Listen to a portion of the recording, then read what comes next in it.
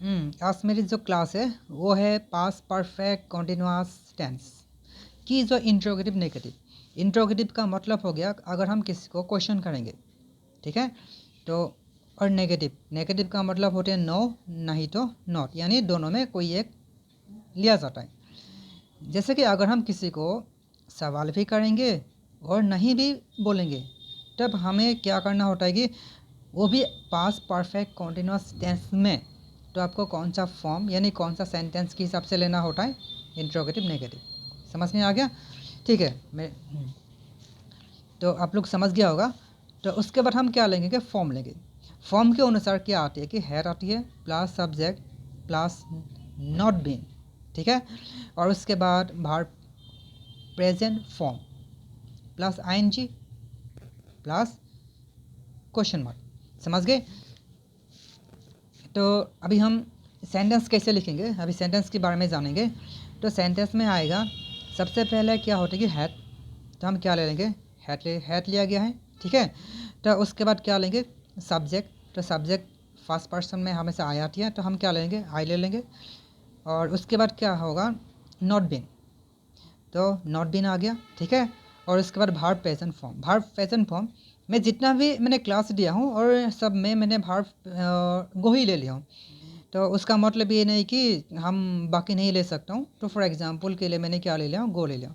तो इसीलिए इसके बारे में हमको नहीं देखना चाहिए कि हाँ गो के अलावा हम किसी नहीं ले सकता हूँ, कोई भी ले सकता हूँ। लेकिन हमको क्या हो रहा है कि सेंटेंस के अनुसार और मीनिंग के अनुसार हमको ये लेना होता है। और मैंने एग्जाम्पल जानने के लिए सिर्फ गो ले लिया, ताकि हर क्लास में आप लोग को समझने के लिए अच्छा होता है। तो लास्ट में आईएनजी है, तो हम आईएनजी लिख दिया हूँ, और लास्ट में क्वेश्चन मार्क आएगा या फॉर्म के अनुसार, तो क्या होगा, ये क्वेश्चन मार्क होगा।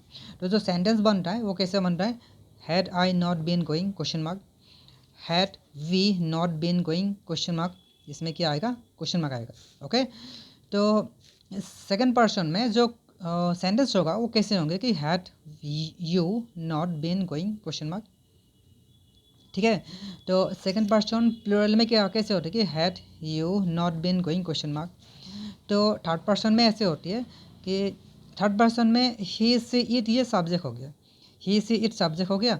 तो मैंने एक साथ लिख दिया हूँ, तो सेंटेंस कैसे होगा कि had he not been going, had she not been going और had it not been going.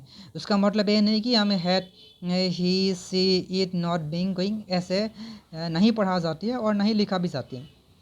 तो जो थर्ड पर्सन सिंगुलर नंबर ये जो सब्जेक्ट है, तो हम इसके साथ हम अलग अलग करके समझना होता है। जैसे कि had he not been going, had she not been going, had it not been going. Okay, तो इसके बारे में ध्यान रखना चाहिए।